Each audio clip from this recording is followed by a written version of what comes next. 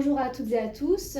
Aujourd'hui, nous allons vous proposer une vidéo dans laquelle nous recevons Yannick qui va nous parler de la communication non violente. Est-ce que tu peux te présenter et nous parler de toi?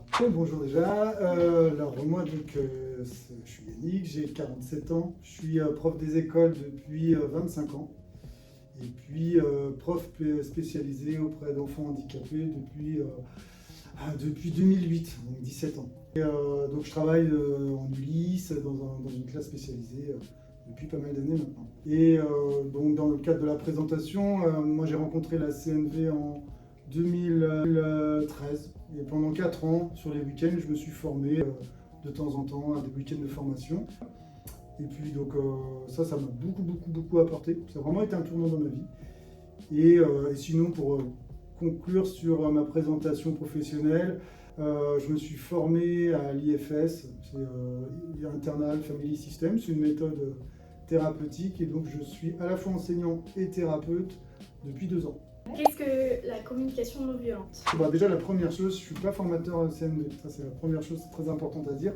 Voilà, j'ai côtoyé pas mal ce monde-là, donc je peux en témoigner de mon expérience, mais si vous voulez avoir quelque chose d'encore plus juste, n'hésitez pas à aller vous tourner vers les sites, les formateurs. La CNV, alors la CNV, ça a été inventé par un monsieur qui s'appelle Marshall Rosenberg, c'est un psychologue américain qui est décédé depuis il y a 10 ans maintenant. Et puis, si je ne me trompe pas, il a dû créer la CNV il y a 40 ans à peu près. Ce psychologue américain, c'est un élève de Carl Rogers. Et cet homme-là, c'est un des fondateurs de la psychologie humaniste. Et en fait, qui a mis l'accent sur le fait que la qualité de relation entre le patient et le thérapeute, c'était très important. Et donc, forcément, on a découlé tout son enseignement. Et de là, Marshall Rosenberg aussi, un peu un disciple de Carl Rogers. Et donc, Marshall Rosenberg, il a l'intime conviction, enfin il avait l'intime conviction que nous les êtres humains, à la base, on est des êtres bons, qui aimons donner, qui aimons contribuer au bien, à notre bien-être, mais aussi à celui des autres. Et il s'est posé la question, mais comment ça se fait qu'on n'y arrive pas? Comment ça se fait qu'il y ait autant de conflits dans le monde, autant de conflits dans les familles? Comment ça se fait qu'on n'y arrive pas?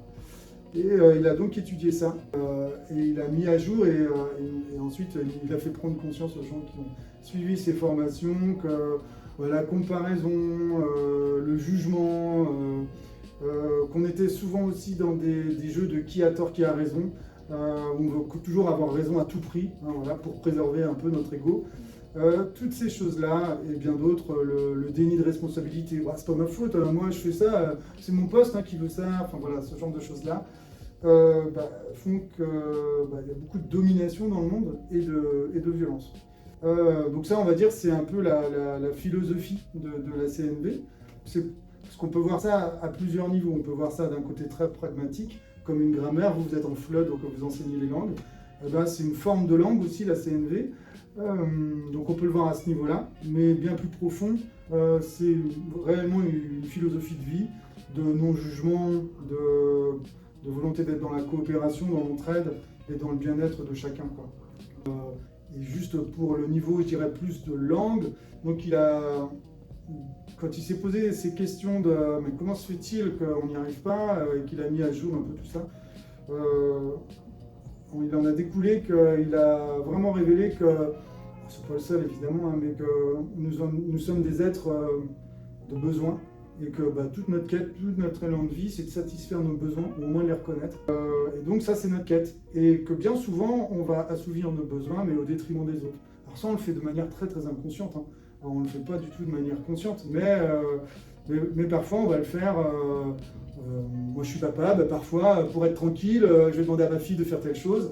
Et on va dire que d'un point de vue éducatif, c'est tout à fait normé. Mais si on prend un peu de recul, on se dit, ouais, là, quand même, il y a une forme de domination, voilà. D'où des fois des conflits, parce que ma fille, elle se rebelle, forcément. Elle n'est pas à accepter ça sans réaction. Et donc, on est animé de besoins, et qu'on a des super signaux d'alerte en nous, qui sont les émotions. Et que si on a des émotions, on va dire plutôt positives, ça veut dire qu'a priori, nos besoins sont satisfaits. Et si par contre on a des signaux qui sont plus négatifs, de colère, de tension, de tristesse ou autre, c'est que certainement un de nos besoins n'est pas satisfait. Donc c'est vraiment d'être à l'écoute de ces sentiments et qui sont des révélateurs pour savoir quel besoin est satisfait ou pas satisfait. Comment les formations que tu as faites, elles se sont déroulées? Et comment par exemple tu les as trouvées sur internet ou est-ce que quelqu'un t'a renseigné? J'ai d'abord commencé par lire des livres. C'est un des livres écrits par Rosenberg, Les mots sont des fenêtres ou bien ce sont des murs, introduction à la CNV. Et donc j'ai d'abord commencé par ça, puis ensuite j'ai cherché sur des sites. Et donc il y a une association francophone qui donne des formations avec des formateurs certifiés. La certification est vraiment exigeante, donc on a la chance après d'avoir des formateurs qui sont vraiment au niveau, quoi. Et après, j'ai souvent pris sur mon temps personnel, sur des week-ends. Alors la formation, il y a d'abord un module de base qui se fait sur 6 jours, alors c'est souvent 3 week-ends qui donnent ce module de base, et ensuite ce module de base permet d'accéder à des spécificités, la colère, savoir dire non, l'empathie, la gratitude. Moi j'ai fait aussi celui sur l'éducation. Alors là il avait été assez long sur un an. Enfin un an, quelques week-ends, voilà, où on était des professionnels de l'éducation qui se retrouvaient une fois par mois pour comment on pouvait introduire la CNV dans nos pratiques de classe. Est-ce que c'était plus de la théorie, c'est-à-dire en termes de discussion, etc., ou il y avait vraiment des exercices ou des phrases types qu'il ne fallait pas dire ou des choses il y a vraiment une partie théorique, mais qui est vraiment en lien avec la pratique. Et c'est là où, moi, quand j'avais lu le livre, je croyais avoir tout compris.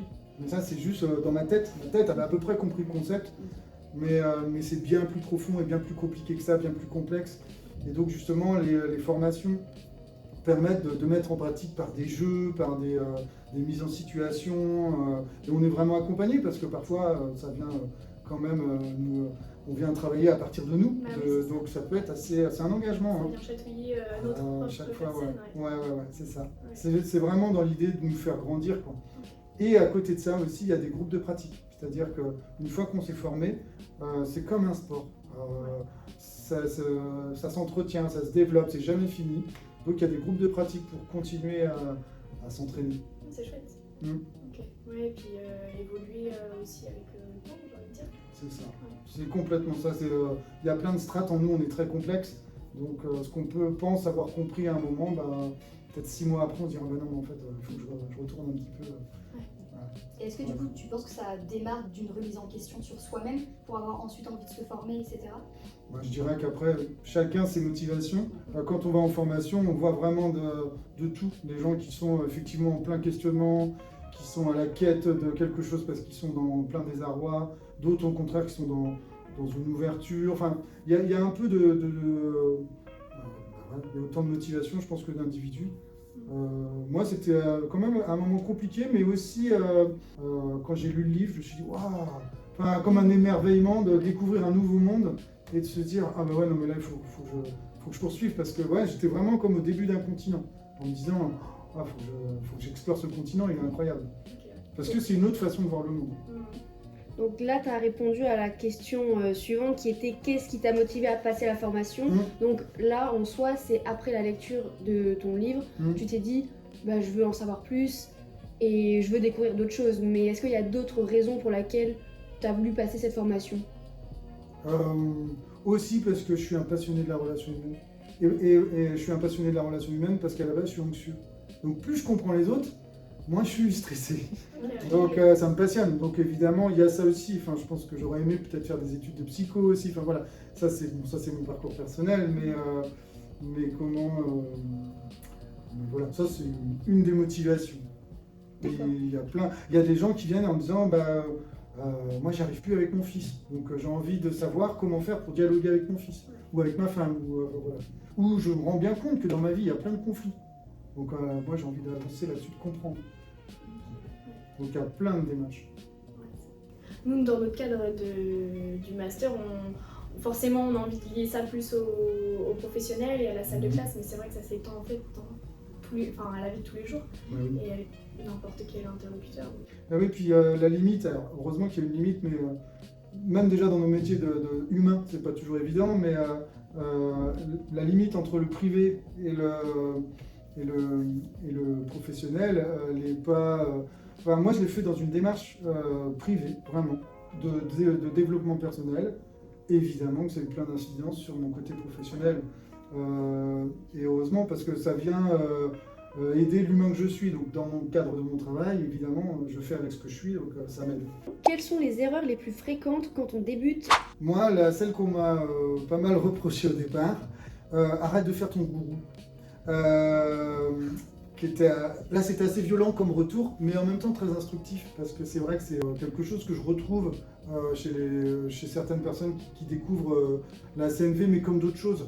Comme par exemple, je sais pas, quelqu'un qui est végétarien, mais j'ai rencontré pas mal de gens végétariens qui au départ veulent convertir absolument les autres. Moi c'est pareil, j'avais découvert la CNV, je voulais convertir les autres, quoi, en me disant mais c'est tellement bien, waouh, un monde sans violence où les gens se tiennent la main, c'est merveilleux, allons-y tous ensemble. Bon ça marche pas comme ça. Et surtout en fait, plus on veut faire comme ça, plus on va au contraire déclencher les protections de l'autre, qui lui évidemment va dire non mais attends, moi je décide de ma vie et personne va me dire que je dois adhérer à la CNV ou tout ça. Donc en fait c'est hyper contre-productif. Donc ça c'en est un. Un deuxième très personnel, c'est que je pensais avoir tout compris.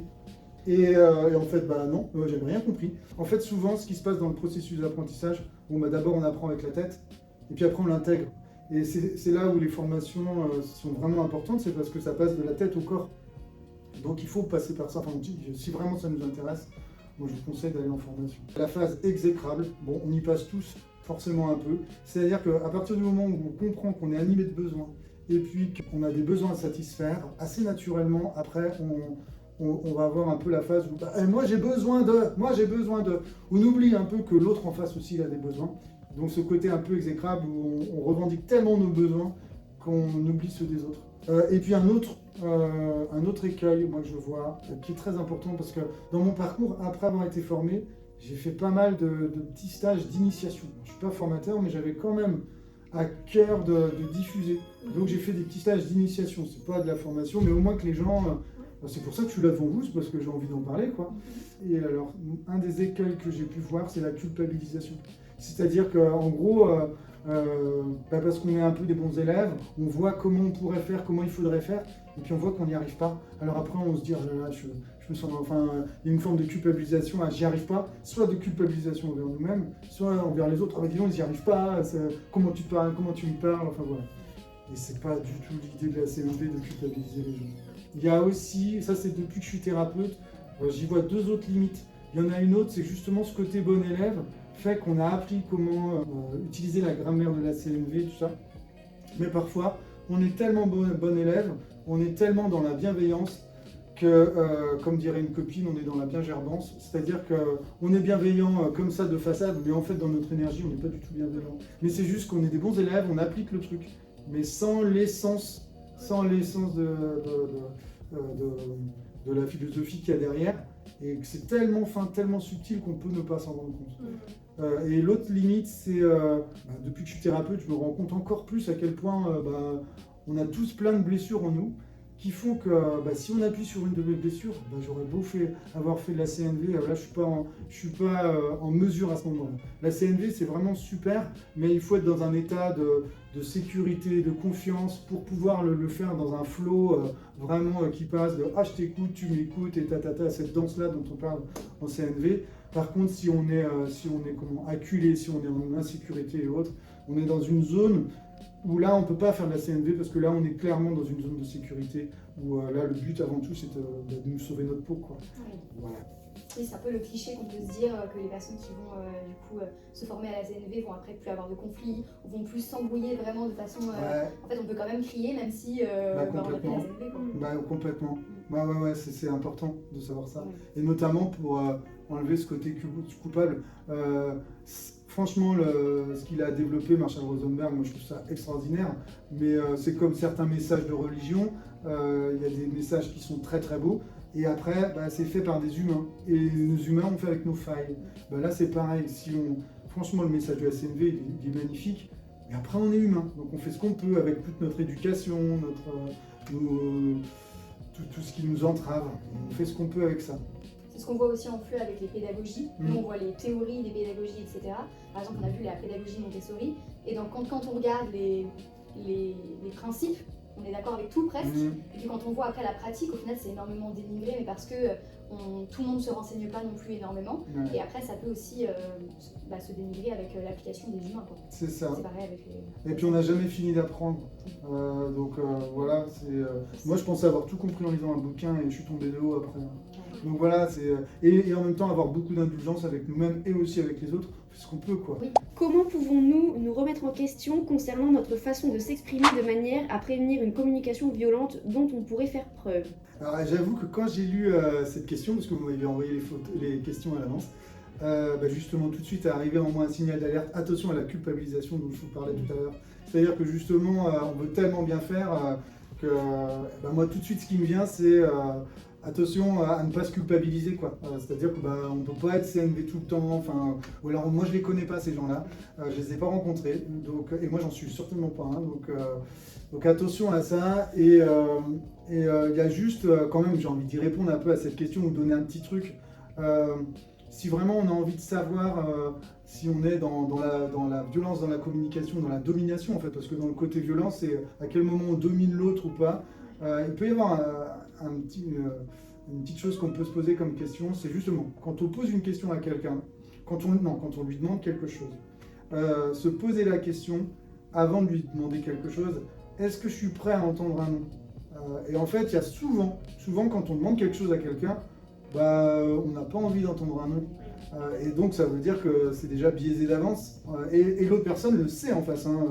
Là je parlais de ma fille, voilà, et ça m'arrive des fois de lui poser des fausses questions, derrière c'est un ordre. Donc là déjà ça peut nous permettre de savoir un peu dans quelle énergie on est. Est-ce qu'on est vraiment dans une énergie d'égal à égal, où l'idée c'est qu'on collabore ensemble, ou à un moment parce qu'on n'a pas le temps, parce qu'on est fatigué, parce que machin, va ranger ta chambre, quoi. Et à la rigueur, il n'y a pas de mal. En fait, il n'y a pas vraiment de mal en soi, l'important c'est déjà d'en avoir conscience en fait. Comment dans la vie de tous les jours on peut sensibiliser une personne, un interlocuteur qui fait preuve de violence sans forcément mener à un conflit ou à un braquage de la personne? Ça arrive souvent justement quand on sort de formation. Là on a notre petit côté gourou qui a envie de révéler tout ça. Et moi mon expérience c'est que justement si on vient pointer ça, on risque d'avoir deux phénomènes. Soit on va renforcer l'autre et effectivement arriver dans un conflit, et l'autre va dire voilà, tu te saoules avec ta CNV, voilà. Ou alors on va le culpabiliser. Parce qu'on a tous un petit peu ce côté, parfois un peu enfant coupable. Ah mince, j'ai mal fait, je suis désolé, voilà. Ah là, attends, la prochaine fois, je te promets, voilà. Mais dans les deux cas, là, pour moi, on passe à côté du truc. Et en fait, c'est ok en fait de communiquer comme on est. Mais si vraiment on a envie d'amener de la CNV, plutôt que de le pointer sur l'autre, ça commence par nous. Et là, si on en est capable, parce que c'est vraiment pas facile, mais imagine, tu es avec quelqu'un qui effectivement te parle, et toi tu dis, il est dans sa manière de parler, il est violent, voilà. Si tu en es capable, parce que ça peut vraiment être senti comme agressif, et du coup toi-même, waouh, t'as pas les ressources. Mais si jamais tu as les ressources, c'est d'avoir un peu de curiosité envers lui, pour dégonfler le truc justement. Essayer de comprendre mais qu'est-ce qu'il veut, c'est quoi sa demande, c'est quoi son truc. Et en fait, s'il sent que réellement on est curieux, que réellement on a envie de savoir pourquoi pas l'aider, pourquoi pas contribuer à ça, en général ça dégonfle et là, et souvent, c'est pour ça. Ouais, c'est ça. Mais sauf qu'on n'a tellement pas appris à exprimer nos besoins clairement, on n'a pas appris ça. Et encore vous êtes jeunes, mais moi qui suis un peu plus âgé, j'ai encore moins appris ça, et les gens qui sont plus âgés que moi, voilà, c'est encore pire, je dirais, on ne sait pas faire, on n'ose pas demander, on n'ose pas dire clairement les choses, par honte, par peur de ne pas être bien vu, donc si nous-mêmes on arrive à avoir la curiosité pour que l'autre, on comprenne ce qu'il a, du coup ça dégonfle, et naturellement du coup il n'est plus dans la violence, d'un seul coup il va dégonfler, ça n'empêche pas. L'idée c'est surtout pas de se nier, mais ça n'empêche pas de dire ok toi t'es comme ça, et je te cache pas que moi, là j'ai fait un petit effort pour t'écouter, pour voir ce que... En même temps, moi là ce que tu me demandes, non, ça va pas le faire. Comment on peut faire nous, là maintenant, entre les deux? Et voilà. Mais je pense que si j'ai un conseil à donner, plutôt que d'aller pointer l'autre, essayez si on peut d'avoir un peu de curiosité envers l'autre. Et si on peut pas, ah bah c'est ok aussi, bah ça veut dire, et pourquoi moi je peux pas? Qu'est-ce qui est si fort en moi là? À un moment, qu'est-ce qui est si fort qui permet même pas d'avoir un peu d'espace pour écouter l'autre? Bah, on va du coup tourner la curiosité pas vers l'autre mais vers soi. Mais pourquoi je suis comme ça? Pourquoi je suis si tendu? Qu'est-ce que ça vient toucher en moi? Donc voilà. Est-ce que tu te rendais compte avant que dans ton entourage, par exemple, que ce soit professionnel ou personnel, qu'il y avait des personnes qui étaient violentes verbalement sans même s'en rendre compte? Ou c'est quelque chose que tu t'es plus rendu compte en faisant la formation, en ayant des cas concrets, que là on se dit ah ben ça fait écho à des choses que j'ai déjà vues? Parce que nous, par exemple, moi je ne le ressens pas forcément dans mon entourage, et peut-être qu'en fait si j'étais sensibilisée, je me dirais en fait, que ce soit moi ou les autres autour de moi, en fait, on me parle mal et je me rends pas compte que je réponds en fonction de ça, quoi. Bah, c'est sûr que les formations, moi, c'était un vrai révélateur. Et la lecture aussi me dit, ah mais ouais, ah mais moi déjà, et puis les autres aussi. Enfin, effectivement, ça change nos lunettes, quoi. Enfin, clairement, on voit plus le monde pareil. Et donc, ça peut être assez déstabilisant aussi au départ. C'est un engagement hein, quand même, il faut le savoir. Enfin, voilà, mais en fait, l'idée à la base, hein, c'est de se rendre la vie plus belle. Donc, le challenge est sympa, hein, mais ça peut être déstabilisant parce qu'on change de paradigme hein, complètement. Donc, non, moi j'ai surtout réalisé après. Avant, non, je réalisais pas. Bah non, parce qu'on est dans notre éducation, donc on suit le truc, hein, on est calé avec le truc. Et puis on réagit sans même forcément s'en rendre compte. Peut-être qu'il y a des gens qui sont violents et nous on réagit de certaines façons sans se rendre compte pourquoi est-ce qu'on réagit comme ça. C'est ça. En CNV, il parle vachement de ça et j'aime beaucoup, c'est passer de la réaction, c'est exactement ce que tu dis, à la création. C'est-à-dire la même situation, là où tu es tout le temps en train de réagir, eh bien, comment à un moment tu peux créer un espace pour créer justement, changer les choses. Quand on est dans la réaction, c'est comme un ping-pong. Hein. Toi, tu m'envoies la balle, je te la renvoie. Eh ben, c'est comment je peux faire pour renvoyer la balle, mais d'une autre manière. Et on va se rendre compte que si je la renvoie d'une autre manière, eh ben, d'un seul coup, ça va repartir autrement aussi. Donc ça commence vachement par nous. Hein. Mais donc, il faut aussi des fois penser qu'il y a des gens qui ne sont pas prêts à recevoir le fait qu'on les mette face au mur en leur disant voilà, tu m'as mal parlé. Mais il y a des gens, on aura beau essayer d'être le plus rond possible avec eux, ils vont être hermétiques et ils vont pas du tout réagir comme on l'entend et ils peuvent même s'énerver encore plus. Donc voilà, c'est pour ça que des fois je pense qu'il faut adopter des stratégies.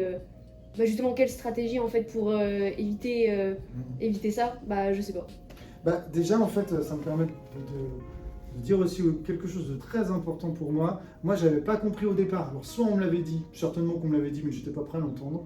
Mais donc la CNV, c'est plein de choses, c'est une philosophie, mais c'est aussi un langage. Et la tendance qu'on a, c'est qu'une fois qu'on a appris ce langage, on l'applique dans notre communication avec les autres. Alors déjà, ça devient... on est vite repéré, parce que ça devient très chiant. Quand je vois ça, je me sens, alors... Enfin voilà, si on applique cette grammaire-là, rapidement, les gens autour de nous disent oh, c'est chiant. Désolé pour le vocabulaire, mais voilà. Et donc ça coupe en fait la communication. Alors qu'on veut être dans la communication, à l'inverse, on n'y est pas. Et donc on a vraiment au départ un peu, en tout cas moi j'ai eu cette idée-là, que c'était tourner vers les autres. Et c'est en retournant en formation de base, des années après, que je pense que j'avais déjà cheminé. Et que là j'ai entendu que avant tout c'est un langage intérieur. C'est-à-dire que évidemment que ça nous apprend à communiquer avec les autres, mais c'est surtout communiquer avec soi-même. Et que face à justement quelqu'un qui n'est pas prêt, qui n'est pas dans la possibilité, et peut-être qu'il ne le sera jamais, mais qu'est-ce que ça me fait à moi? Qu'est-ce que ça me fait à moi? Et le langage, il est tourné vers soi. Et ça me fait quoi? L'impuissance, la colère, enfin, et prendre soin de soi. On ne peut pas prendre soin de l'autre et de cette relation à ce moment-là. Prenons déjà soin de nous. Et plus on prendra soin de nous, moins il y aura de tension avec l'autre. S'il y a quelque chose à faire, c'est de retourner ça vers soi, pour prendre soin de nous. Et si on prend soin de nous, on prend forcément soin des autres aussi. Comment est-ce que tu mets ça en place en tant qu'enseignant? Que ce soit comment est-ce que tu leur expliques aux élèves et comment toi tu l'utilises au quotidien? Alors, je suis passé par plein d'étapes. Je vous ai quand même dit que j'étais anxieux à la base et donc passionné des relations humaines. Donc déjà, moi, en tant qu'enseignant, mon point fort, c'est pas trop la transmission des savoirs, c'est plus la relation avec les élèves, la création d'une atmosphère. C'est vraiment là que moi, j'axe énormément. Et la CNV a encore plus appuyé là-dessus, plus renforcé ça, c'est-à-dire prendre conscience que pour bien apprendre, il faut créer un climat serein, avoir une qualité de relation la plus agréable possible. Alors tout ça, ça dépend du public, de plein de choses, aussi de mon humeur évidemment. Mais en tout cas, ça influence énormément les choses. Je réfléchis beaucoup dans ma classe en termes de besoins. Besoins des élèves, mes besoins à moi, les besoins des autres adultes qui sont dans la classe. Et là, ça c'est vraiment une conséquence de ma formation en CNV. C'est de vraiment voir quels sont les besoins. Et alors ce qui est génial en plus en CNV, c'est que quand on va aux besoins, eh bien, on se rend compte qu'il y a 36 000 stratégies pour y arriver. Donc si je pense que moi, un de mes besoins n'est pas satisfait, je peux trouver plein de stratégies pour réussir à assouvir mon besoin sans aller à l'encontre des besoins des élèves ou des autres adultes qui sont dans la classe. Il y a aussi autre chose qui m'aide beaucoup. En formation de CNV, souvent on place une tortue au milieu du grand rond de formation, parce qu'en fait c'est l'idée de prendre le temps. Alors en plus dans notre société hyper rapide, c'est un peu à contre-courant, mais c'est tellement bon de se dire qu'il faut prendre le temps. Ça ne peut pas se faire d'un claquement de doigts à la CNV et toutes ces choses-là. Non, ça demande du temps, ça demande réellement du temps. Et de la même manière, quand mon enseignement, j'ai vraiment la conscience qu'il y a un temps long derrière ça. Et d'ailleurs, c'est super parce que je suis en Ulysse et j'ai plein d'élèves que je vais avoir 5 ans. Donc j'ai vraiment ce temps-là avec les élèves. Donc ça, c'est très très important. Et la dernière chose, tout à l'heure, je te parlais de réaction, création.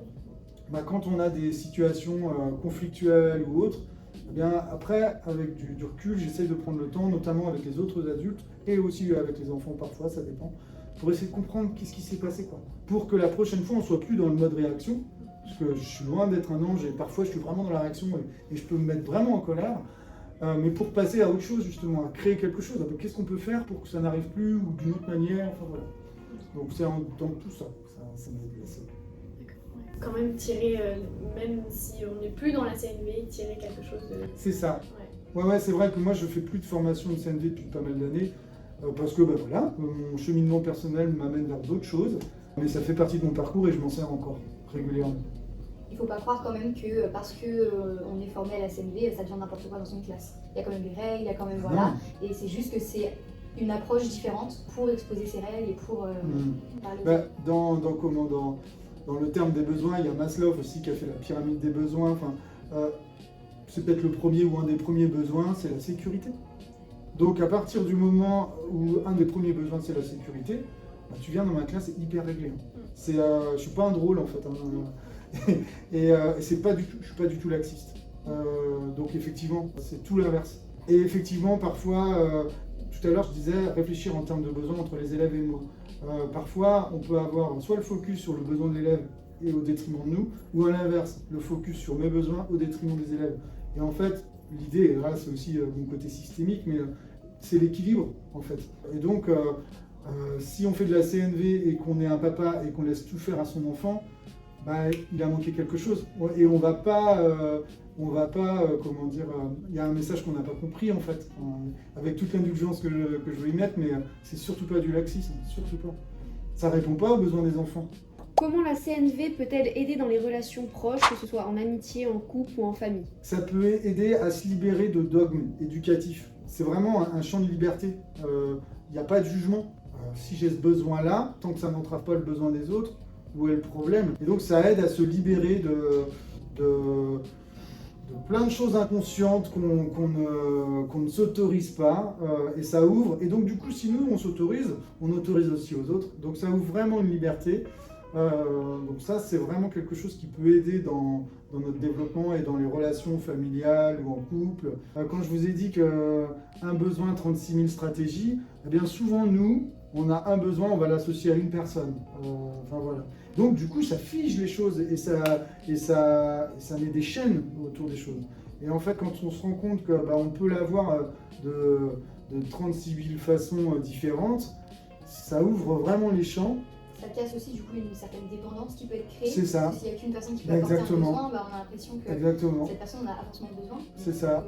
Par exemple, ma compagne est forcément une de mes confidentes.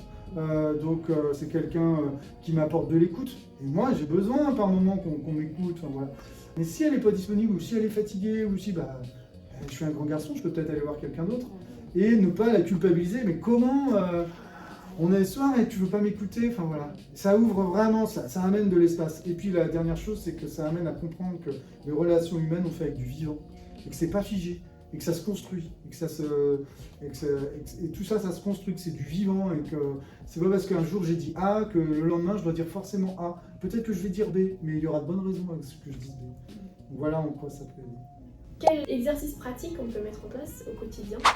Alors, je vais pas répondre directement à cette question, parce qu'en fait, je voudrais surtout pas qu'on croie que c'est facile la CNV. Et qu'en faisant... je vous ai parlé que maintenant on va vite. Et je voudrais surtout pas qu'on croie que hop, j'ai fait un truc de CNV, c'est bon, allez, je sais faire. Non, ça n'a rien à voir. C'est vraiment un engagement. C'est vraiment... ça demande du temps, ça demande de l'imprégnation, ça demande plein de choses. Donc, non, je peux pas donner un petit exercice comme ça. Si ça vous intéresse, il y a des bouquins, il y a celui-ci dont j'ai parlé, les mots sont des fenêtres ou bien sont des murs, bon ça c'est la grosse base. Un autre que j'aime beaucoup, ça c'est un auteur que j'adore, Thomas Danzambourg, il est belge, il fait des vidéos aussi sur YouTube qui sont d'1 heure et qui brossent vraiment, qui ouvrent plein de choses, et il est plutôt agréable à entendre. Donc ça peut permettre vraiment déjà d'avancer là-dessus. Là, par exemple, son livre, moi, il me parle tellement, cessez d'être gentil, soyez vrai, parce qu'il y a vraiment dans la CNV le côté relation authentique. Donc il y a ça, lisez, regardez des vidéos, et puis formez-vous si vous voulez. Et en même temps, il y a mon côté bon élève qui dit, bon allez, tu peux quand même un petit peu répondre à leurs questions. Tout à l'heure, je vous ai dit, il y a un petit truc qu'on peut faire pour voir dans quelle énergie on est quand, par exemple, on demande quelque chose. Si je demande quelque chose à quelqu'un, se poser la question, est-ce que vraiment je suis prêt à entendre un non ou pas? Déjà, ça permet de situer dans quelle énergie on est. Si on est dans une énergie un peu de domination et que de toute façon, coûte que coûte, je vais l'obtenir par la manipulation, le chantage, ou autre, on est très bon là-dessus, forcément. Ou alors, au contraire, je suis ouvert. Et l'autre chose, une autre petite pépite que j'ai découvert en CNV, et moi qui m'aide beaucoup, quand je dis non à quelque chose, à quoi je dis oui. Ça peut nous aider aussi. Parfois, c'est pas facile de dire non, on n'a pas trop été éduqué là-dedans.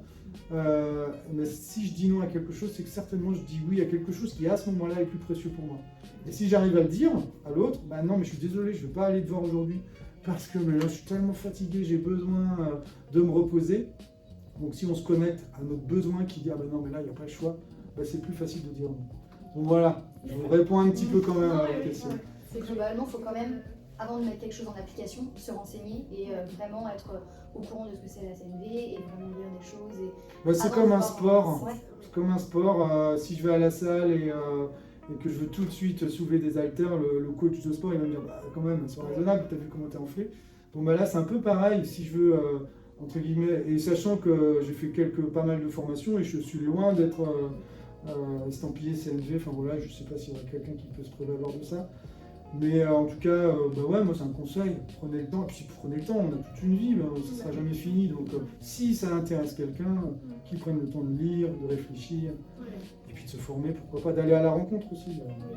Vous avez parlé de l'éducation, il y a donc l'association qui fait des formations CNV, et il y a une autre association qui est très importante, qui est liée, qui s'appelle Déclic.